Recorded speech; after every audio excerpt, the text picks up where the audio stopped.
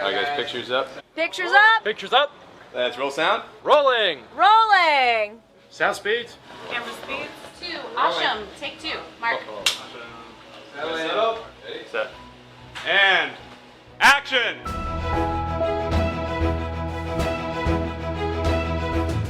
Welcome to the Penn Cinema Podcast, your behind-the-curtain connection for movie news and reviews.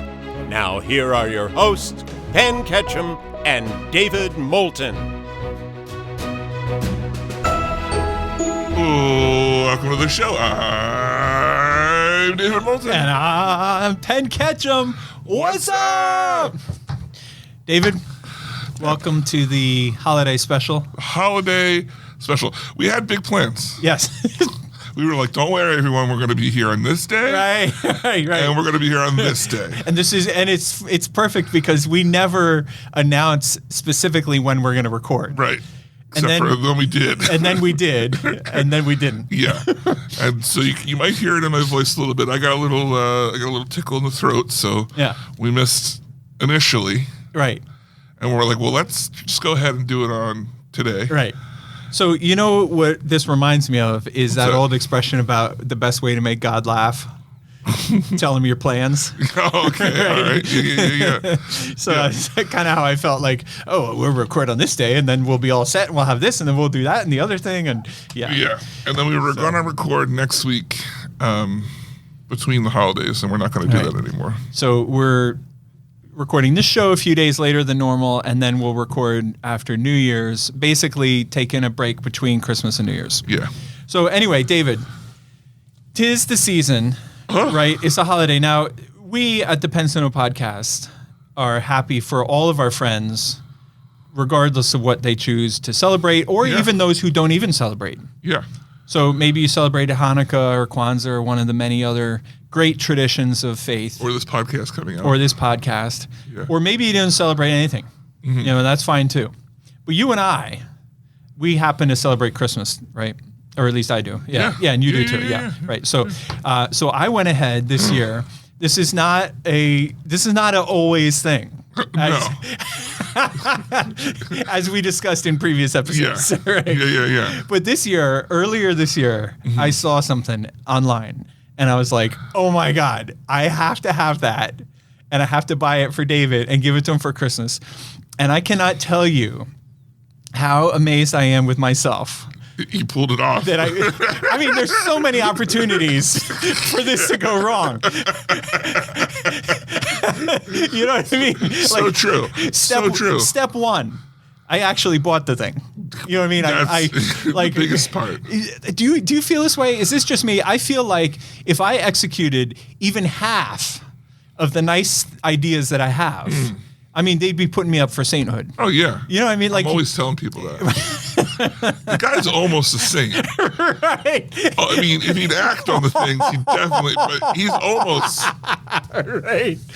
Almost there. Right. Good intentions. So I'm going to get up to the pearly gates and God's going to be like, well, I mean, you meant well. You meant well. Right?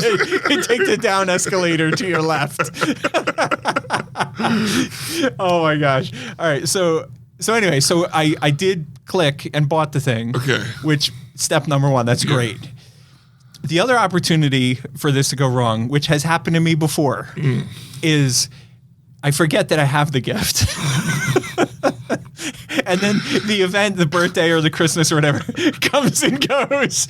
And then all of a sudden it's like too late. Yeah. And I'm stuck with this thing that makes no sense. You know what I mean? And so that's happened to me before. So I didn't forget about it. Right. And then the next opportunity for this to go wrong is for me to not be able to find it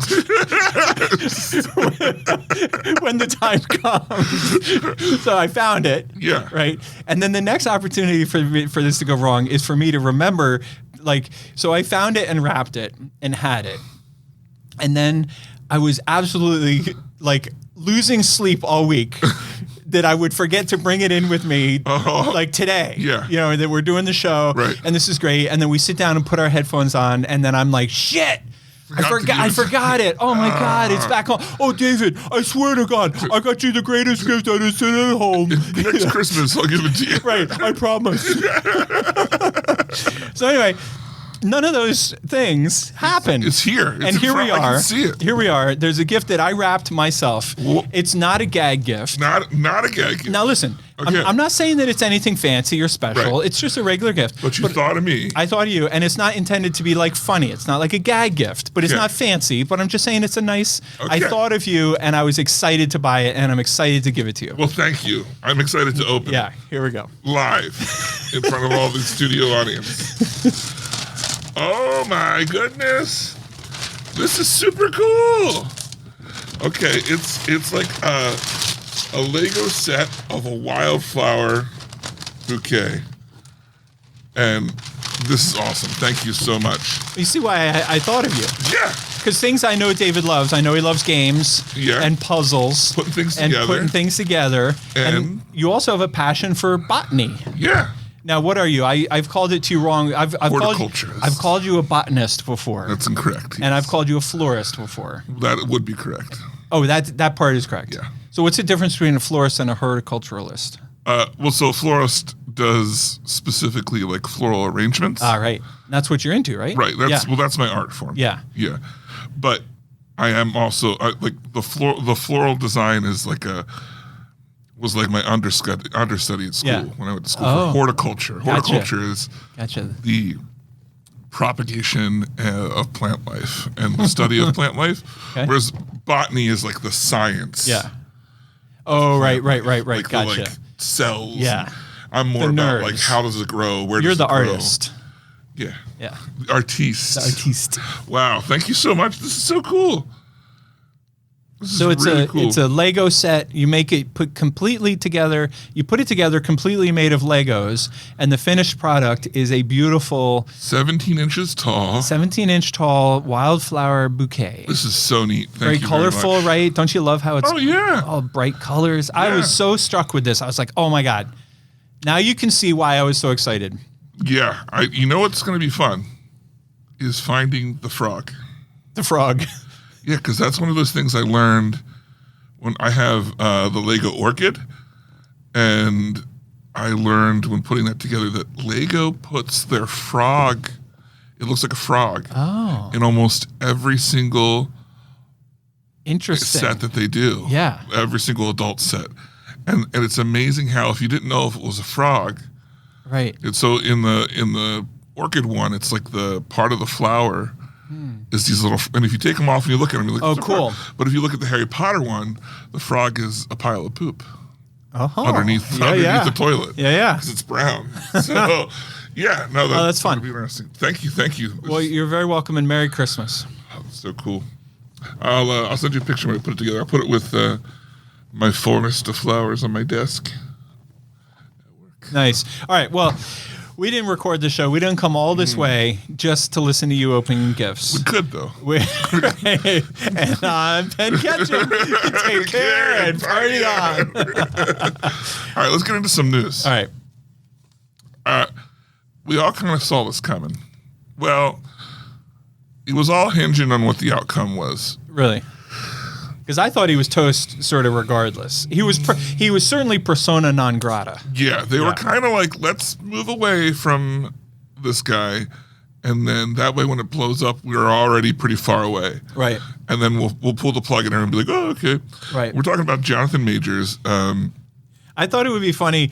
I thought you were going to go along with the gag of like not naming the guy and then not naming the company and then not naming anything and then being like, in other news, Godzilla -1. Just to piss off everyone. Yeah. They never say what they're talking about. Be in our heads, people. Get in our heads. Get in there. All right, so we're talking about Jonathan Majors, who was officially fired by Marvel after having been found guilty of assault and harassment. So I think that they were preparing for this in a lot of ways. So some people are like, all right, do we recast him? Because they were building him up to be the big bad. They even naming one of the Avengers movies after his character. And what's the character's name again? Kang. Kang, right. And apparently he had a clause in his contract that no one else could play Kang, but I think his contract's bust because of this. But so there's a question of, do you recast? But there's also an argument on they didn't really build the character up right because he's made several appearances and he keeps getting defeated. So he doesn't feel like a big bad. Right. And then in Loki, season 2, they kind of, if they want, they can say that's the end. Like, they kind of brought his character to an end point. Yeah. Where he's not necessarily needed anymore. And he's, right. I mean, maybe he exists out there in all his different variants, but he's not the big bad anymore. Yeah. Well, so when they call me, yeah, I'm going to express my vote for just let the character die off. Yeah. Like if it was Iron Man or, one of the major sort of pillars of Marvel lore, like maybe, of course, you sort of have to recast it. It's funny that you say that because I got a text.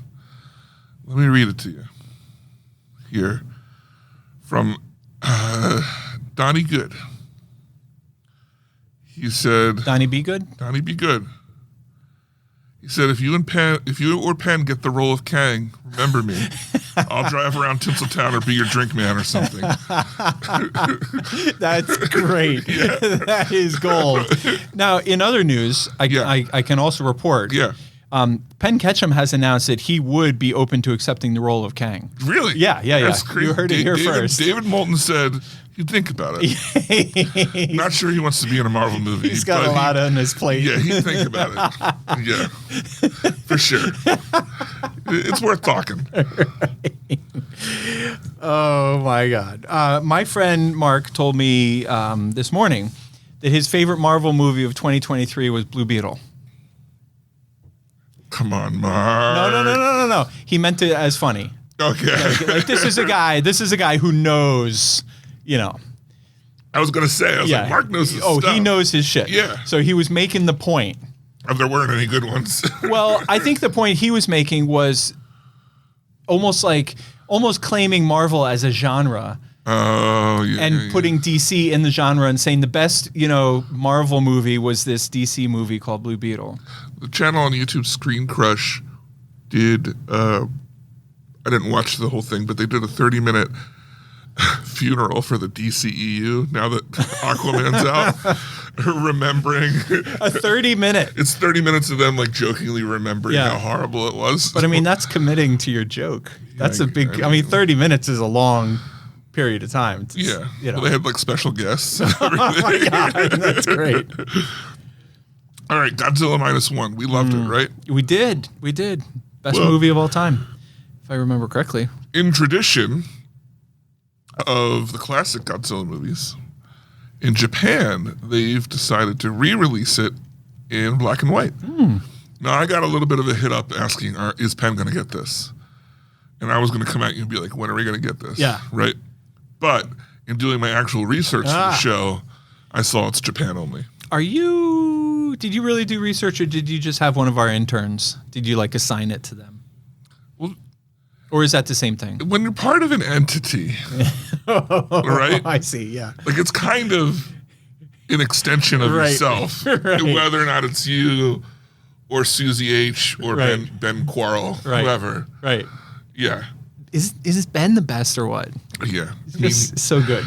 I'm glad we don't have to pay him because he's an intern. Right. But if he gets a hold of how, how good he really is. Anyway, they're calling it Godzilla. He's going to start his own show, the Intern Cinema Podcast. So they're calling it Godzilla -1/C, which stands for Godzilla -1 - color. Whatever. What? Is that supposed to be clever? Why are you grinning? Is that supposed to be clever? I think so. I think it is. I think it's supposed to be super. I don't know that seeing this in black and white would necessarily add anything. No.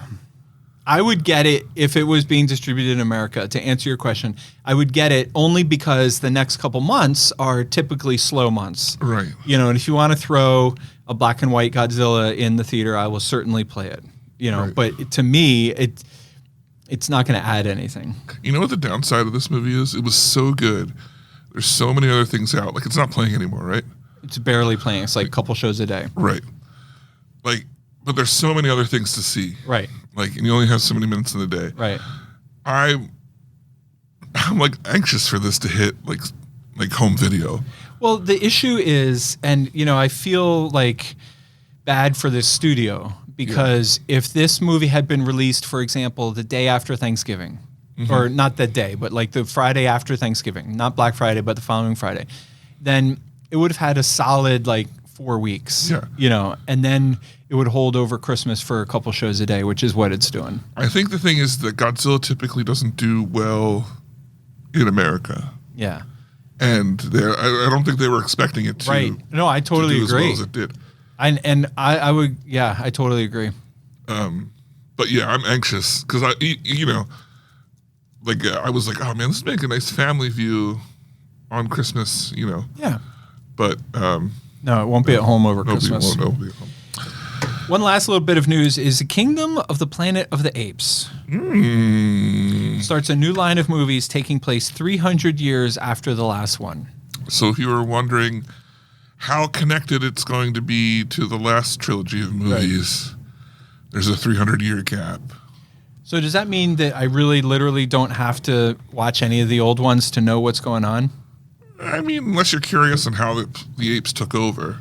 Oh, right. So this is Oh, gotcha. Okay. So from what I'm understanding is that this is going to be so far along, the apes no longer use sign language. They'll speak like normal, what we would consider normal dialogue, and the humans are basically. I don't know if they'll talk or not because in the old movies they didn't talk. Yeah, they couldn't talk, but they're basically savages, and, and it's going to be about an ape rediscovering that society, discovering like cities and stuff underground. And, sounds awesome. Yeah, I liked those planets. I always forget how much I liked those movies. Yeah, like the new three, the trilogy. Yeah, they were great. Amazing. Yeah, and I think I love the time jump. There's not going to be any. Yeah, connecting characters or anything. That's kind of what I meant. Yeah, and like they talked about bringing Andy Serkis back, and because he did the motion capture, and they said his motion capture was so iconic that they wanted to go a little bit different, so that it didn't feel like they wanted the apes to feel more human. And they said he might come around later, but they're gonna go a different route for now. What does that mean? So iconic. Well, he was so good at because he won a ton of awards. No, he was amazing. Absolutely. And groundbreaking and all those kind of things. And the analogy I would make would be to James Cameron, with the work he did on Avatar, which then, broke the ground for some incredible 3D effects in other movies, right. And so on. But well, I think it's what they want these apes to feel different. I think it's the same. I think his company's still doing the visual effects. He's just not doing the motion capture. Yeah, that's crazy. So, well, anyway, I don't know the background on that, but it's all good. You don't know the background on that? I don't. Well, would you say that's all the news fit to print? I would. Oh, whoa, that was a new move. That was the Roboto. Oh. See, because it didn't go the whole way. Hello. So, yeah. There's a picture of me. No. That was recently circulated. You? Yeah. Of all people. On our family Christmas card. No. Yeah. What and my friend zoomed in the shot of me because he thought I was standing funny. So he zoomed in on the shot of me and texted it to me. And what do you think the caption said? I'll give you a hint. I wouldn't be telling this story to anyone else except for you. Yeah, no one else can know this. Right. So the caption was... What are you, a robot? The caption was, "Hey girl." Hey girl. Doing my best Billy Bowen. Who's the comedian on Saturday Night Live? Billy Bob Thornton? No. You know who I mean. I think it's Bowen Yang. Bowen Yang. I think, does he have his first name or is it just that's his name, Bowen Yang? I don't know why I want to keep calling him Billy. All right, anyway, that's all the news. On to trailers. We have, a solid, long list. And I would say almost all of them are like quality. I would take it a step further and say all of them are quality. It was insane. Putting this list together, I was taking lesser trailers off because I was like, there's too many, but there's too many good ones to Right. I don't want to waste our time with these, Dolph Lundgren's new movie that that clearly should be at home video. Let's start at the bottom here. What do you make of The Three Musketeers Part 2, My Lady, starring Ava Green? Well, okay. This is something that you've continually, for over a year, poo-pooed on. Right? Okay. Because I've put these trailers on here. Right. And every time you're like, oh, I didn't watch it. Oh, I started it. It was another language. Oh, I don't care. So right when you were in the bathroom before we started, I looked up because I was like, what about, because I always hear from the Abacus's wife. Right. When is Penn going to show the three? She's like so excited for this. Oh my movies. God. And I'm pumped for him. So part 1 was called D'Artagnan. And did we play it? It opened on the 8th of December. So we did not. So we did not show it here. But it was simultaneous release in theaters and home video. Oh, so it was a TV show. It was big in foreign markets. Oh, where they don't have movie theaters? They have movie theaters. They just because it's not in English, they didn't take the risk. Oh, okay. Fair enough. That's Here. fine. So it's a foreign film. Yes. Okay. Yeah. So What it's language? French. Italian? French. I'm French. pretty sure French. Yeah. Okay. Yeah, that makes sense. Yeah. So I thought this trailer was great, but that's also because I thought the trailers for D'Artagnan looked great, and I'm excited for this series, and I want to watch the first one, and I want to watch this one. Well, where can you watch the first one? I didn't have time to look that up before you came back. Okay. So the name is Part 2, and then it has like a subtitle that says Milady. Milady. And the main character appears to be, is she new to the story, Ava Green? Is it Ava or Eva? I think it's Ava. Ava. I don't think she's new. I mean, there's usually a woman. No, I'm saying, was she in the first movie? Yes. Oh, okay. Yeah, There you yeah, go. yeah, There you go. yeah. So it's the story of the Three Musketeers broken up into 3 movies, I think. Well, as another example of how I don't know what the hell I'm talking about, Yeah. this trailer looked awesome. And I Right. was like, oh my God, I want to see this movie. Yeah, so you need to go back because I know Yeah. every other time I put it on there, it started off, they started Nah, speaking you're French, crazy. and you were like, well, I guess I'll check my email. Nah, you're wrong. You're nuts. And it looked awesome. It does look awesome. Yeah, so. My favorite movie of all time. I'm going to go watch That's it. yeah, exactly. Here's what I'm going to do, just to piss you off. I'm going to go home and watch The Three Musketeers. And then when we come back and do our best movies of 2023, It's going to be number 1. it's going to be number 1. Exactly. Okay. Next on our list, we have Out of Darkness, which was such a weird, cool concept. I had to leave it on here. Remind me. This is the Neanderthal horror movie. Not Neanderthal, but that type of time. It's Out of Darkness is like hunter-gatherer type guys wearing like wolf hide and stuff. Okay. And then something happens at night and takes some kids into the woods, and they have got to go into the woods and find out, is it people? Is it a monster? Is it an animal? And it's not in English, but it looks scary in the like thriller, like Predator was scary type of scary, not scary horror, demon scary. So That's interesting. I'm completely blanking on it. I just watched it recently, and I know I watched it because I'm the one who wrote down it comes out on January 19th. Like, it's just a few weeks away. yeah, And I remember thinking to myself, "Oh, this is good. I'm gonna play it." yeah. But I don't remember. I can't visualize all these other trailers. I can visualize. And there's a lot of them, so that's understandable. All right, the next one up is from Neon. Yeah. And this one I actually I thought of you while I was watching it because I watched the trailer. I think this is the movie. Yeah. I watched the trailer and I thought to myself, David, we've already seen this trailer. We watched this. Stupid David doesn't even remember. Come that on. we already reviewed Stupid this David. trailer. Stupid David. Yeah. And then, so the trailer ended, and I was doing something else, and then the trailer ended and automatically started on Origin Trailer 2. Oh, so it's trailer 2. And I was like, that's right. Oh, okay. All right. Oops. Oh, that's smart, David. He's always knowing when the new one's He's hit. sharp as a tack. That one. I thought it was a trailer too, but I didn't put it because I wasn't confident. It was the second trailer, and I remember when we watched the first trailer, we were intrigued. Yeah. And now that I saw the second trailer and I see even more about it, I'm doubly intrigued. It looks like beautiful. Powerful. I mean, what's interesting to me, and I really want to make this my trailer of the week, but I have a different one. But this is a top contender for trailer of the week. And the reason why I say that is because this movie looks so interesting. Like, I think this movie has a fascinating social commentary, and I can't wait to hear what it is. You know, I can't wait to see it told and spelled out on the big screen. Yeah, it looks so good. The movie's called Origin. It comes from Neon. Looks really good. And it's about racial oppression and stuff, right? It's based on the book, The Cast, The Roots of Our, not Indifference, but something like that. Yeah.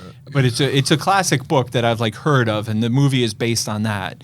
And it just sounds really interesting. And it's great because I've often thought I should read that book, and now I don't have to. So, perfect. Salud. Problem solved. So the next one here is called the American Society of Magical Negroes. And I thought this was going to be like a dumb comedy. The more that the trailer went on, the more I was like, oh, like I'm kind of invested in this world. Like I want to know more. Like it looks like a good love story. The premise is a young black boy finds out that there's a society of magical black people, and their whole purpose is to keep white people from raging. And but they have to put their assignment first, or they start to lose their magical powers. And he's supposed to like connect this lonely guy, with a woman, but he starts to fall for the woman that he's connecting him with. And their society starts to like fall apart, and there's this whole thing, and they're like, well, if you can't keep yourself from this woman, we're going to erase your memory of like magic and everything and put you back where you were. And he's like trying to tell her, he's like, no matter what, like I loved you or whatever. And then he like disappears, like they pull him away. I don't know. It looks really cool. I can't do it, but this should be my trailer of the week. Yeah. Like this movie, just like Origin, this movie looks amazing. I'm watching this trailer and I'm thinking to myself, like, oh, okay, like that's interesting. It's a, it's a, and it just kept getting better. Sort of racial story, and it's okay. But I feel like they pretty quickly get into, it's not just the love story between the guy and the girl, but it's the pressure and the competing loyalties, that he has to have, and the pressure on him, first of all, to put the good of the order above his own personal desires, but second of all, the punishment for being true to himself. It's not just, hey, you're going to let us all down. It's then you will also receive this punishment, and in the end, you won't even get the girl. Right. Because we're gonna erase your memory. So there's like all these awful consequences, but the whole thing is, what he does for love and his commitment to love and his undeniable connection to this girl. And there's that old line. It's like kind of a classic folktale line. And Bobby wrote it into one of his more modern songs called Karina. But there's reference, and I guess it was Robert Hunter that wrote all that. But there's reference to two lovers born will never fail to meet. You know what I mean? So in other words, if you have a connection with this person, in no scenario will you not meet. So, in whatever multiverse, is happening, and whatever storylines are competing and pressure, you will never fail to meet. So I thought it sort of touched on that theme. I think this movie looks incredible. It opens on March 22nd, and I thought it was going to be like an art house movie. It has sort of had that quality. Yeah. But it's tagged with Universal and Focus. The visual effects are pretty good. I'm curious, David, do you remember ever seeing a movie that was, of course, we've reviewed a ton of Universal movies, and we've reviewed a ton of Focus movies. I don't ever remember one with both tags, like both, Not that I can like definitively say. So this one very definitely says it has the Universal Studios logo here, and right next to it has Focus Features. Huh. So anyway, this movie looks legit. Yeah. I would say it's my number 3 this week. My number 1 you'll find is a complete given, but so Okay. I almost have that as a wash, and my number 2 like is my trailer of the week or whatever. But yeah, this is my number 3. The next one we have also looks really great. It's called Miller's Girl, and it stars Jenna Ortega and Martin Freeman, and it's one of those things. It's a story of a professor and a college student, and he clearly struggles with getting too close, and she's got people whispering in her ear, use him, like make him fall in love with you. But there's an element of like fantasy world. Right. Yeah. Yeah. And I think I'm kind of wondering that it seems from the trailer that they never fully do anything, but they do enough to ruin his career. They do enough that she could lie and call in and be believed. Right. There's enough evidence. Yeah. I also wonder, do you remember years ago you told me we were reviewing a trailer and you said the trailer's lying to us? And I didn't know what that meant. And I think this trailer's lying to us. And what I mean by that is the trailer is showing some things that lead you to believe one thing, but it's going to turn out that that's like a memory or a fantasy or a dream or, like it didn't really happen in the movie. One of the things I thought that was catching in the trailer was his adult friends are all like, oh no, here comes this girl. What is she, pretty? And he's like, wow, she's talented. And they're like, that's even worse. It's even worse. Yeah. No, this looks, I don't know. This looks really good. It's not blockbuster or anything. American Society of Magical Negroes, I will seek out. I will make sure to watch that movie. Which, by the way, we just need to address the title. I think they address the title in the trailer, where the main character goes, "But what about the title? Like, why can't it be like the American Society of Magical Black People?" Yeah. And then he's like, it doesn't have the same ring to it. You know what I mean? Like they address that it's awkward, but I guess when you see the movie, it will be shown why they chose that word, which is very uncomfortable. You know what I mean? But anyway, next up, it's been 10 years plus, but we have Mr. Jack Black back as Poe, the most unlikely martial artist, starring in Kung Fu Panda 4. This, I think I've seen the first one, maybe. But the trailer made me laugh. I've seen all of them. Well, yeah, your kid's at the right age. I'm a huge fan. Yeah. I'm super excited for this movie. My favorite line is he's holding this like religious pole, like a post that a religious leader would carry. Like, what would you call that? Like a staff? Or a staff or a rod. A staff or a rod. And Poe goes, I'm no religious leader. I'm not a religious leader. And the owl, or not the owl, the short gray guy is trying to make a point that, you're holding this religious staff. And he says, what is that you're holding? And Poe looks at the other hand. He's holding the staff in his right hand. He looks at his left hand and goes, it's a cookie. It looks so good. I don't know. This it's not going to win any awards. It's not going to be fancy or whatever, but it's going to be a big movie in 2024. I'm excited about it. It's a huge franchise. I think it's an overlooked franchise. Yeah. Yeah. Next up, we have what for me, if my trailer of the week wasn't here, this would be my trailer of the week. Okay. So this is my runner-up. It's called Civil War. It's an A24 film. Kirsten Dunst. This is one of several A24s, right? 2 A24s. Yeah. What's the other one? Love Lies Bleeding. Which we haven't gotten to yet. And this is like, what if a civil war broke out in America and like news reporters tried to cover it? Like, how would they be treated and what would it look like? What does it mean to be an American? Right. What kind? The guy's like, oh, I'm an American. And the other guy's like, yeah, but what kind of American? Right. Because clearly he's got a... I tell you, I didn't like this trailer. I'm not excited to see this movie. It made me uncomfortable. It's too uncomfortable for me. Yeah. It's too... Close to home? Too close to home. Yeah. There's a part of it that this movie's going to upset me when I see it. I'm not going to see it. I'll put you that far. Oh. Whoa. Yeah. Oh, whoa. Oh, well then. All right.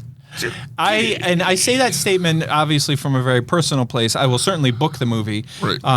But Kirsten Dunst looks amazing in it, and I think it's going to be a great, powerful movie. But I'm too stressed out. Yeah. I'm too stressed out right now about the state of the world to go watch a movie, that has the potential to glamorize either side. One side or the other. Yeah. And I think it looks really interesting, and I'm sure that they make some really interesting points. And I think the movie's going to be great, and it was a well-made trailer, but it's not my thing. No, I get it. Yeah. I get it. For sure. Speaking of A24, my trailer of the week. Really? Yeah. Have you seen the other one? Can I take that back? I think this was the best trailer of the week. It's called Love Lies Bleeding. It's from A24. It stars Ed Harris and Kristen Stewart, the girl from Twilight. And the trailer looks wild. The acting looks amazing. It's basically like somebody gets it. Kristen Stewart's already in the underworld, and then there's some other girl who comes in. There's some kind of problem with this. She's like a wrestler. That's what it is. A bodybuilder. Female bodybuilder. Yeah. I think what makes this movie, this is not my trailer of the week, but the reason why I blurted that out is because this trailer was wild. Yeah. Like, it was fast, it was exciting, it was interesting. I don't really know what the deal is. Ed Harris looks amazing in it, I think it also has some of that fantasy in it because they show her muscles growing like the Hulk at some points. Yeah, there's definitely like some unanswered storylines. Right. That the trailer leaves open. Yeah. This is great. This is a good trailer. I mean, so many good trailers this week. Love Lies Bleeding. Next up, we have kind of a surprise. Here's the thing. I don't know what to think of this movie because the trailer is good. But I also feel like it could just be like Detective Pikachu and just be okay. We're talking about the movie If. Which stands for Imaginary Friends. Right. And the premise is that Ryan Reynolds and I think his daughter or a young girl, let's just say a young girl, they have the ability to see imaginary friends post when you grow out of it. And the idea is that when children grow out of this, their imaginary friends are real and just kind of float around. I don't understand the premise in the sense of like, what do you mean grow out of your imaginary friends? Well, I didn't grow out of mine. Mature out of seeing them all the time. Oh, that's a thing. You could work for this company. That's a thing that people are supposed to do. Well, I mean, maybe some people, adults. Here's why I'm excited about this movie. It looks hilarious. First of all, it made me laugh out loud, and second of all, it's directed by John Krasinski. Written too, right? Written, maybe it's written and not directed. But anyway, it's a John Krasinski movie, and I trust him. You know what I mean? Like, I don't know. Yeah. If he has even earned that, maybe he has. He wrote isn't it The Quiet One or A Quiet One? Quiet Place. Quiet Place. I just feel like, and Ryan Reynolds, who's not my favorite guy, but his comic timing is perfection. Perfection. So I think the premise is they have to reconnect the imaginary friend with either you have to find them a new person, or they have to reconnect them with the adults. Either way, I think this has the potential, and I mean, there's a lot to like about this. Yeah. All right. Last but not least, this is my trailer of the week. Is it? It really is. And I wanted so bad to not give it my trailer of the week because it's so obvious. Yeah. That's why I said it wasn't. Yeah. I should have stuck with The American Society, or even Origin would be interesting. And Love Lies Bleeding was the trailer that most got my juices going, was like, oh, this is going to be a fun movie. But Dune, Part 2 is clearly the best made trailer. Oh my God. This new trailer, so good. This new trailer makes me excited to see the movie because that's one of your, points that you always ask about a trailer. Does this trailer make you want to see the movie more or make you want to see the movie less? Right. It definitely made me want to see it more, which I already am really excited to see it. Opens on March 1st, and. So it checks all the boxes, and it's a great trailer. The movie looks amazing. But you're the expert. What did you think of Dune Part 2, the latest trailer? Oh, it looks great. Yeah. It looks so good. I mean, the characters look great. There's no complaints that I have. I mean, I don't feel like it gave away too much of the story.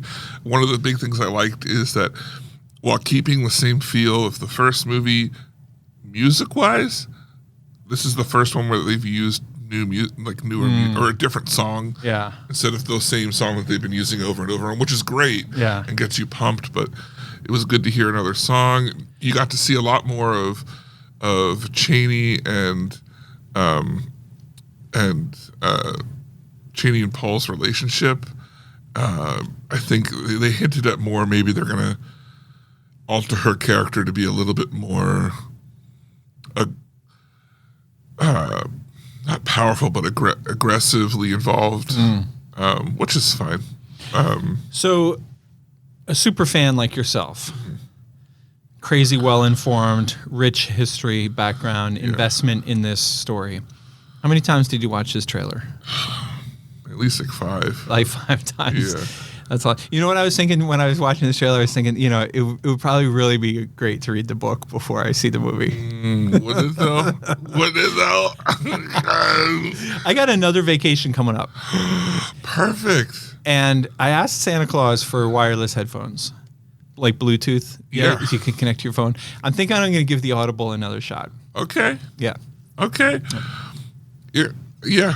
All right. See, I listen to books while I'm working, doing things. Like if I just sit there and listen to them, like I will fall asleep. I can't do that. I can't do stuff while I'm listening to a book. Oh, really? Because I don't hear the book. I'm working. I'm doing whatever I'm doing, and then all of a sudden I realize that when did Paul come in? What about running? Can you listen to it while you run? Yeah. Okay. Yeah. Well, there you go. Yeah. You still do that, right? I do. Okay. Well, those are our trailers this week. That's Dune 2, If, Love Lies Bleeding, Civil War, Kung Fu Panda 4, Miller's Girl, The American Society of Magical Negroes, Origin, Out of Darkness, and The Three Musketeers, Part 2, Milady. Did we ever talk about Miller's Crossing? Have you ever seen that movie? It's like a gangster movie. It's so good. Oh my God. It's one of the most underrated movies of all time. If you're looking for a movie to enjoy over if you have some time off in the next couple weeks, I can't recommend it strongly enough, especially if you like a gangster movie. Miller's Crossing. Which reminds me, have you heard about what happened? Remember the Sandra Bullock movie with the football player? Yeah, Blindside. Yeah. Have you heard about what's been going on there? Yeah, isn't that like old news? The guy's suing, Michael Oher is suing the family. I just learned about it. That's like this summer that news broke. Well, it's sports. It takes a while to trickle down to people who don't care about that kind of stuff. Yeah. Yeah. And how does a gangster movie connect you to sports ball? She said Miller's. And that made me think about Miller beer, which I associated with bars, which is where they play the sports ball. That's awesome. You cannot argue. That is rock solid logic. I mean, we got there. That right? is bulletproof. Right? Yeah. That is bulletproof logic. Yeah. Yeah. It makes all the sense in the world. Yeah. Right. It would have been funnier though if you used bar. If the reason for this connects to Miller, which connects to beer, which made me think of a bar, which made me think of my friend Ron, which made me think of the gym class that we took together in 1983, which made me think of et cetera. Like a few more. It was too quick. All right.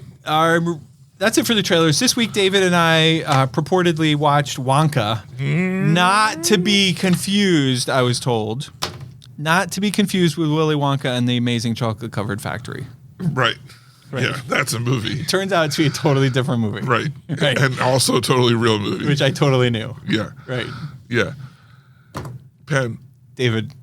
tell me Yes. what you liked about Wonka. What I liked. Yeah. You want to know what I liked? I want to know what you like. My favorite part. I want to know your favorite part of the movie Wonka that's not in the trailers. Okay. My favorite part of the movie Wonka that's not in the trailers has to be when the dancing lollipops took over the factory. Oh, yeah. Yeah. And the factory. and the story of how it came to change hands and become his factory. Oh. At the beginning of the movie, the factory was run by some evil, Some other people. right, some bad guys, Wow. Wow. and they had him under their spell. What was your favorite song? Hickory dickory dock.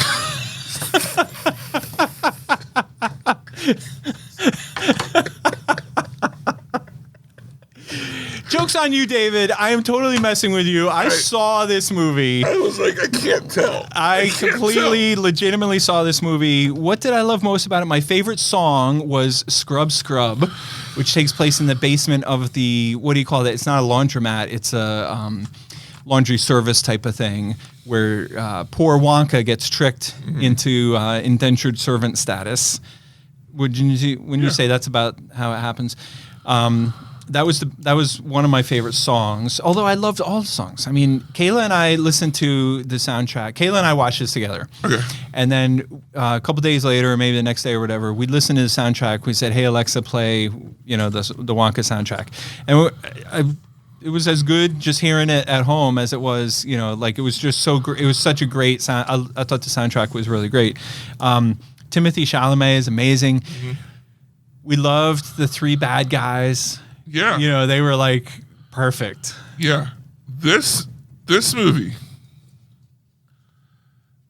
is, I mean, I don't even know how to, like, when you wanted to, you asked me, like, what's a perfect movie look like? Like, not like it's my favorite movie. Right. Because that's doing. Well, maybe. Okay. But not like it's like, not that I loved it more than anything else. Yeah, gotcha. But like when you think of a movie what movie does it right? Everything right that it's trying to do. And that to me is this movie. Interesting. Because it's funny when it wants to be funny. I wasn't bored. The music ever. Yeah. Not for one song. There wasn't a single song that I hated. Right. Like I couldn't wait to end. The sub characters are present but not overbearing. They all feel like they serve a purpose, but not to the point where it's like one's focused on too much than the others or whatever. Right. Wonka's relatable as well as being fantastical. The Oompa Loompas aren't, it's not too much of it. It's just enough of Oompa Loompa time. And they set up they left a little tail hanging there for, in the future, where do all the Oompa Loompas come from? You know what I mean? Like this movie, there was just one Loompa who had been exiled, or sent on this, you had to repay it in 10,000 fold or 1,000 fold or something like that. But I think, am I following the story correctly? Doesn't the factory, which comes to life at the end of the movie, doesn't that end up getting populated with Oompa Loompas? Like, aren't there a million of them? Eventually. Right. So, but at some point, whether it's sooner or later, there's going to be a sequel that's going to include more Oompa Loompas. Because we already have the sequel, but yeah. We do? Well, Charlie and the Chocolate Factory. I'm saying I think there's going to be some sequels before we get to Charlie and the Chocolate Factory. Yes, I do. I don't want to see that. So that I don't think we need that. We're going to get it. We are going to get it. It's going to star Timothy Chalamet and Hugh Grant. And there will probably be a reprise of the three bad guys. Because here's the thing. This is one of the reasons I felt like this movie was perfect is it didn't pander to nostalgia. No, I completely get that. Right? Yeah. Like it didn't feel like most of these prequels, they're like, remember this? Right. Here's the origin of that. Remember this? Here's the origin. But no, it was like, No, like that's not like this movie felt innocent. Mm-hmm. It felt pure. Like there are so many things. There's a duet with Timothée Chalamet and the like 13-year-old girl. Yeah. And during that, they're like dancing together and ballroom dancing. And I was watching it and I thought to myself, in other movies, there would be talk about how this was inappropriate. But in this movie, it's been presented in a way that it's still pure and innocent in the way that the older Willy Wonka was seen as pure and innocent. Like there's no question about there's an older guy dancing with a young girl and there's nothing else to it other than it's this fun, fantastical world of like... No, I completely agree with everything you just said. What I'm saying is there is room for at least one, if not another sequel. There's room for a trilogy of this stage of Willy Wonka's life. And you can play those out before there's Charlie. I'll give you that there's room. But I feel like doing that is the pandering that they left out from this movie. Well, the movie grossed $40 million on opening weekend. Yeah. And I'm telling you that it's going to hold strong over Christmas. Oh, yeah. So you're going to wake up in January. This movie is going to be close. That's not going to be $100 million, but it's going to be close. There's no way the studio is not going to do a sequel. People that I've talked to, including Goonies Jason, he was like, I don't really want to see it or whatever. It's not my thing. Then he saw it. And he's like, I loved it. Like it's one of those things that like you go into it and you kind of come out really just happy with what you saw. Let me ask you this. Would you say Timothée Chalamet is an A-list actor now? I mean, if this doesn't cement him there, I think once Dune 2 comes out. I'm just sitting here thinking like how great he was in Wonka, which is going to, I think, be the Christmas winner. Mm-hmm. And then as soon as Christmas dies down, you're a couple weeks away from March 1st. Right. Which is the next big movie we're expecting, which is also starring Timothée Chalamet.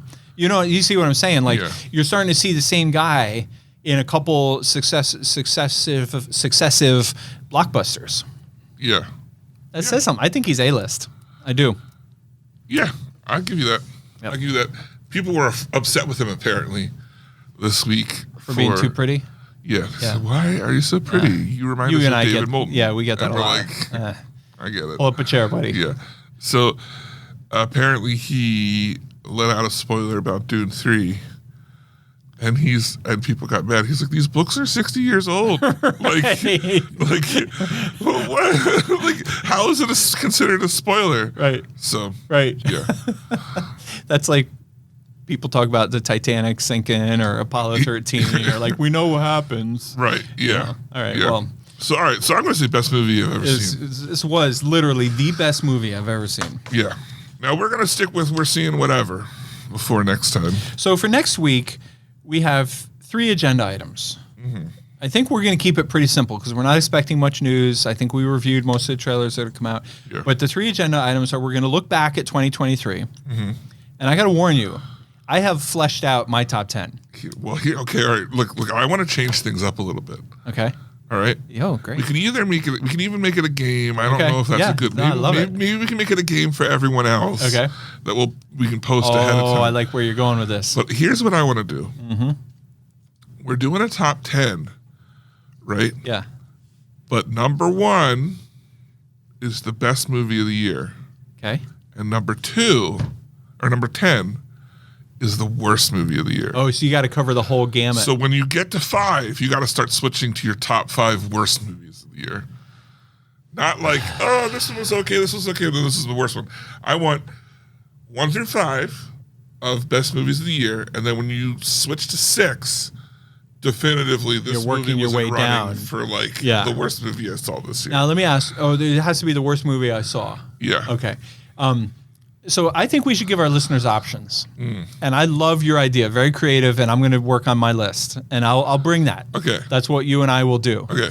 And then also, if there's 2 other options that listeners can do if they want to, share with us. Yeah. You can send us your top 10 list, which we've already gotten our first one, which we're saving for the next show. You can also predict Well, that's what I'm saying. We should post our top 10 like a week out. Mine is written. I can say mine You is. have to change yours. No. I'm saying my legit top 10 is changed. Is booked. Yeah, but I think we should put the top. We should do top five, mix them together, and see if they can suss out. Which were the horrible movies. Okay. And which were the good ones. All right. So whatever of those aforementioned strategies. Instructions to follow. Yes. Then stay tuned. Yeah. All right. Let's move on to questions, comments, suggestions, so forth and so on. Are you ready for this one? Yeah. It's the final countdown.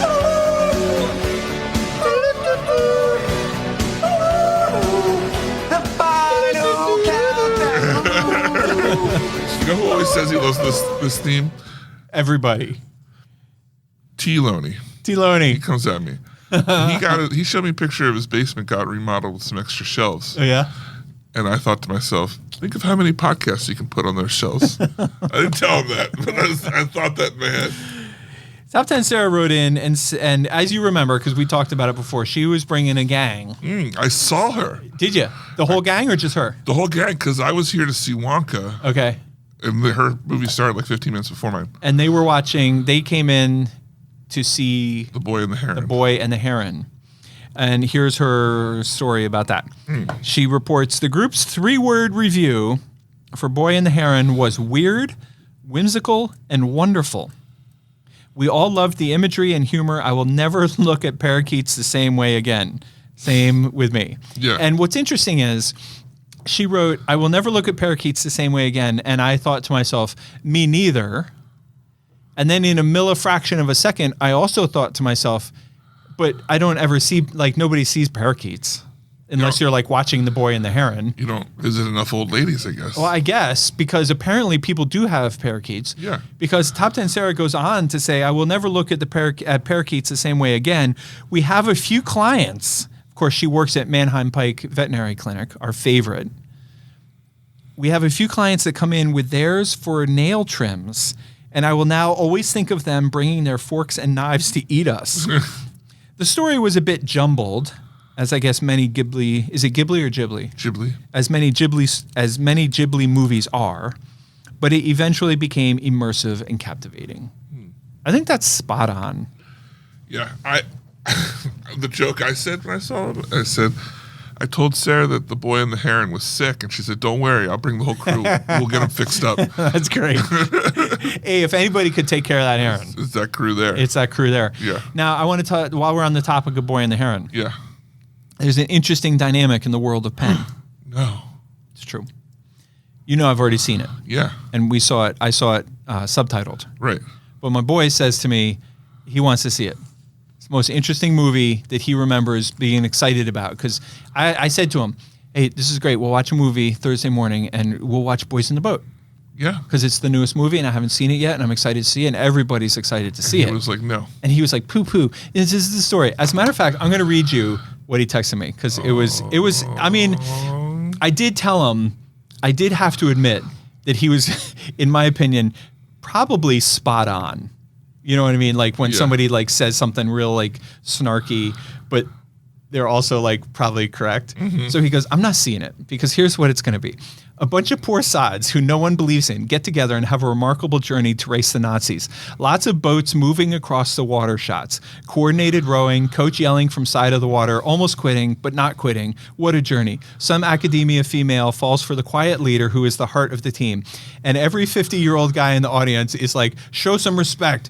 I read this book, Jerry. I read it. It's a true story. Reading books is a lost art. You think you're so cool.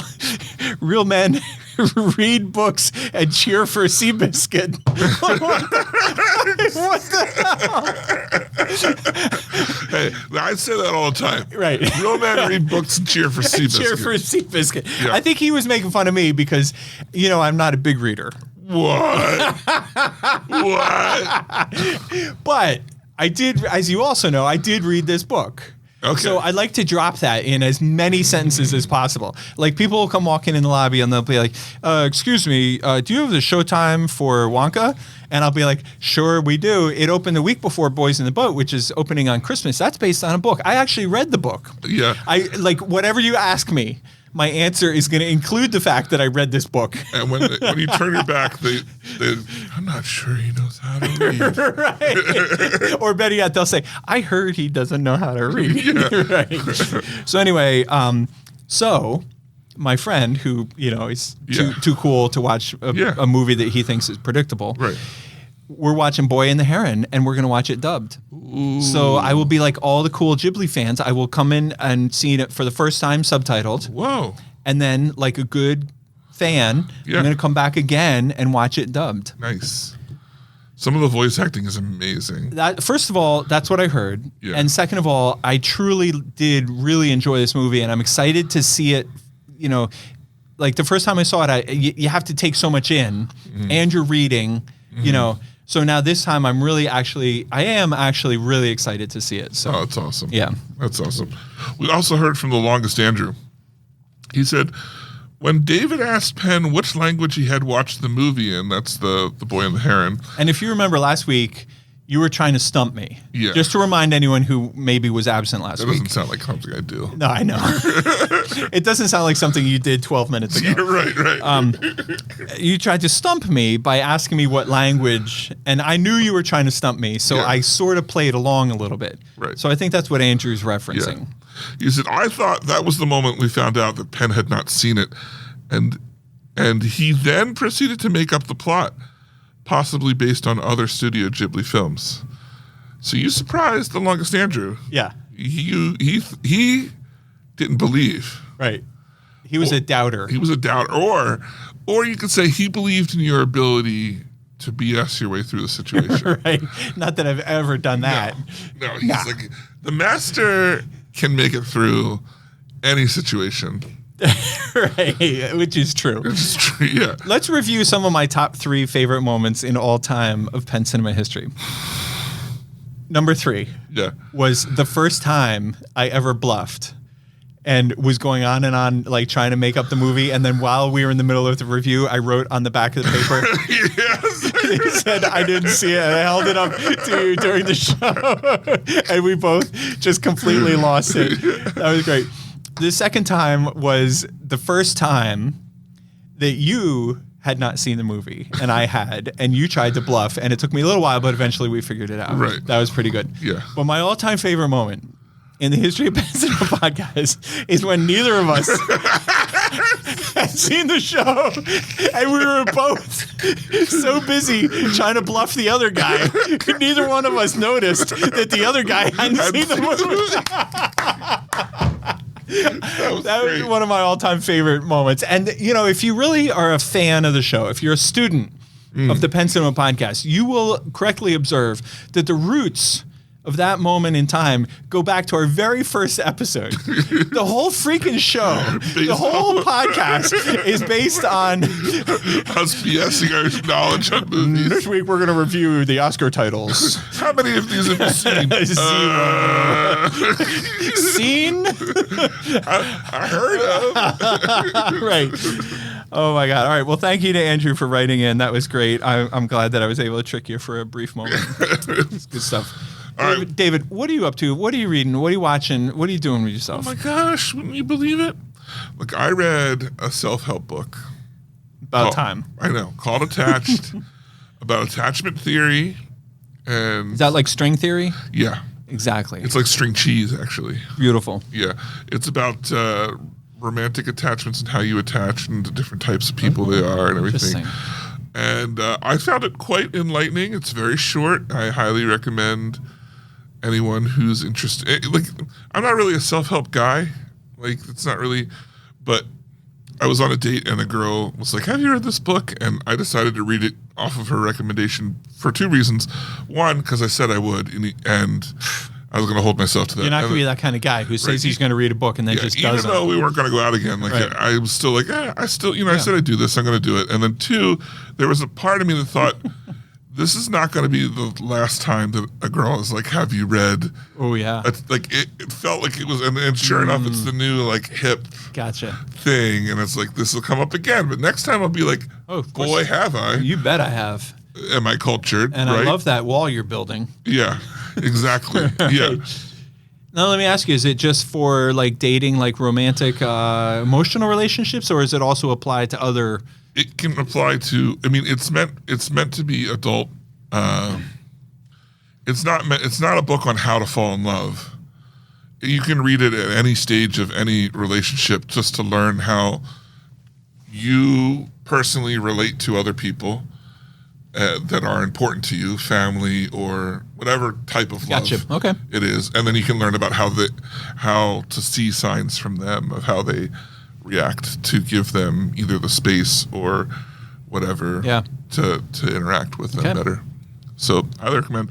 I also started watching the new season of Reacher. Sometimes people need space, and sometimes people just need chocolate ice cream. That is true. I mean, that's pretty much what I've found. Yeah. Yeah. Okay, so you're watching Reacher? Right. Did you watch the first season? I started it and I didn't like it. I feel now. I say that I will freely admit that I don't think I gave it a fair shake. I feel like I was doing other stuff while I was on, and I wasn't committed, and I wasn't following the plot. It's definitely, the Reacher stuff. They're definitely murder mysteries. Okay. I think you could skip the first one and start the second season, because they're based off the books that just kind of just. Sometimes they reference things, and usually it's just like, oh, how long has it been since I've seen you when you were in the other town? Right. Like type of thing. They don't really. Is this the same franchise or the same universe where the movie was based with Tom Cruise? It's the same books. Yeah, that's what I meant. But it's not the same. Like, he played Reacher, and it's kind of funny because Reacher's supposed to be super tall, right? super tall and buff, Yeah. and like look more like the guy in the TV show. Yeah. But I like. I think the second season so far is better than the first. I'm liking it. I think there's 3 episodes out. Fourth one the new one's on Thursday, and of course I have been reading this series forever. So I was like, all right, well now I'm jonesing for more Reacher. So I started The Midnight Line, which is, I don't know what number it is, but it's the next one in the series that I haven't read of the Jack Reacher books. Oh, okay. So look at you all in on Jack Reacher. Well, I mean, I'm like, yeah. So someone was like, "Oh, have you read the book that the season's based off?" I was like, "Yeah, that was like book 11, and I'm like on 20 something." So yeah, I've read it. Fool. I pity the fool. Yeah. Yeah. Get my. Even though I'm familiar with the stories of the seasons, because they're pretty faithful, I still find the show like interesting. Yeah. To watch. Speaking of watching things, let me ask you this. I was recently got an email from Fathom Events that they're excited to announce they're re-releasing the 40th anniversary of Dune. So that's it. Okay, so that's the reaction. I was curious what you would say about that. Don't book that. Don't even book it.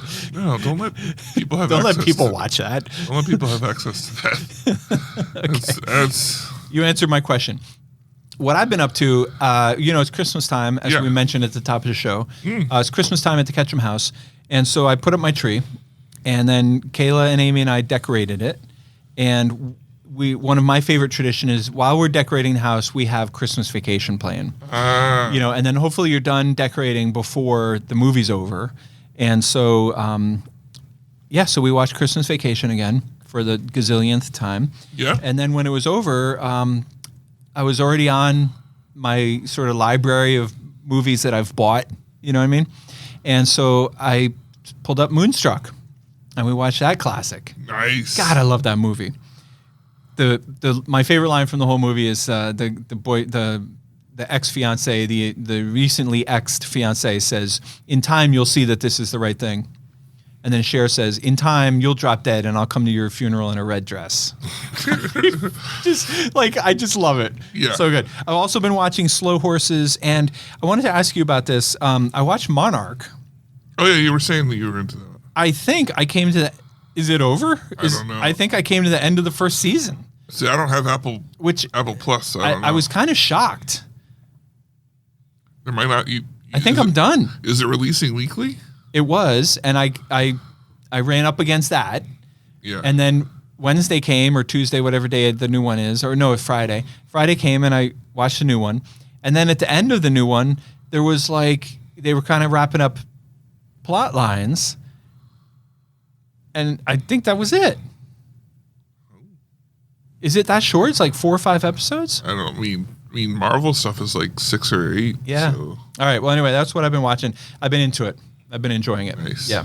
Nice. I should say those books and shows that I've been saying I've been into every week. Yeah. I got to the end of them, but I didn't list them on here because I've been listening them for weeks and weeks and weeks. Roger that. So. Yeah. Yeah. All right. Well, that brings us to the end of the show. Now, remember, next time we're going to be doing our top 10 shenanigans. So you want to go ahead and email us, podcast@pencinema.com. That's our new email address, Yeah. podcast@pencinema.com. If you want to send us your top 10s Right. for us to talk about. But say you want to support the show. In the this meantime. holiday season. Right. How would one go about doing that, Penn? Well, the very best thing you could do is give the gift of podcasting. Now, I know what you're thinking. You're thinking, well, this is ridiculous. But, everybody's going to be giving the 12-year-old boy like a toy, and the little girl a toy, Yeah. and maybe they'll be giving them some candy, or something like that. But how many people are going to really be thoughtful enough, to what I like to do? Take a big box. The biggest box that you have recently found. Right. And at the bottom of the box, Yeah. with a big Sharpie, write, listen to the Pen Cinema podcast. Uh-huh. And then and then fold up the box and full on wrap it in wrapping paper. Yeah. And then carry it like as if it's really heavy.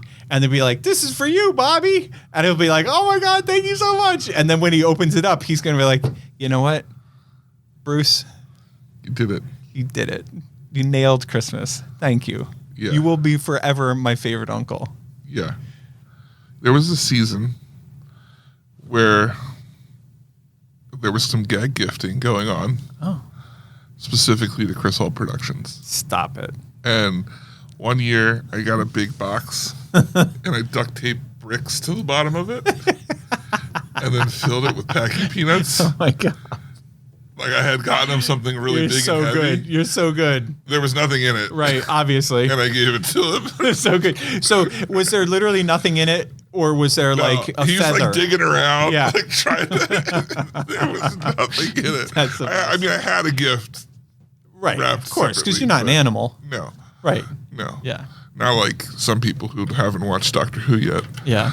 So, All right. Well, anyway, if you're not celebrating, or if you already bought a gift for little Bobby, then you can go ahead and support the show by just telling a friend. oh, it's so easy. It's not hard. Yeah, yeah. I think that's the level. Like even you and I could do that. You'd think. You would think. You'd think. Sometimes it's a struggle, Right. but Sometimes I forget. Like I walk up to my friend and I'm like, "Hey, I wanted to tell you something," and they're like, "What?" And I'm like, "I forget." no, I can't. I'm nervous. I don't know. I'm scared. Maybe next time. I gotta go. Bye. All right. Well, once again for the Pen Cinema Podcast, I'm David Olson. And I'm Penn Ketchum. Take care. and Merry party. Christmas and party on. Oh, Merry Christmas.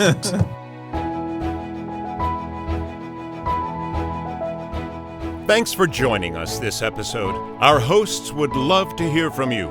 To contact the show with your thoughts and reviews, email podcast@pencinema.com. This podcast is a production of Penn Cinema.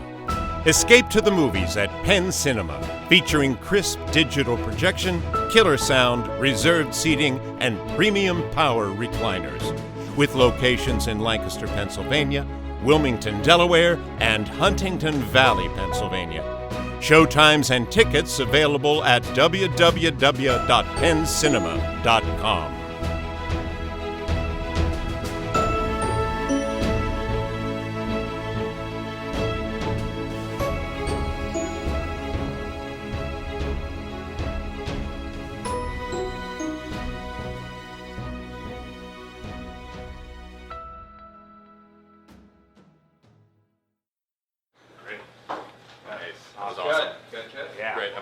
It's a cow.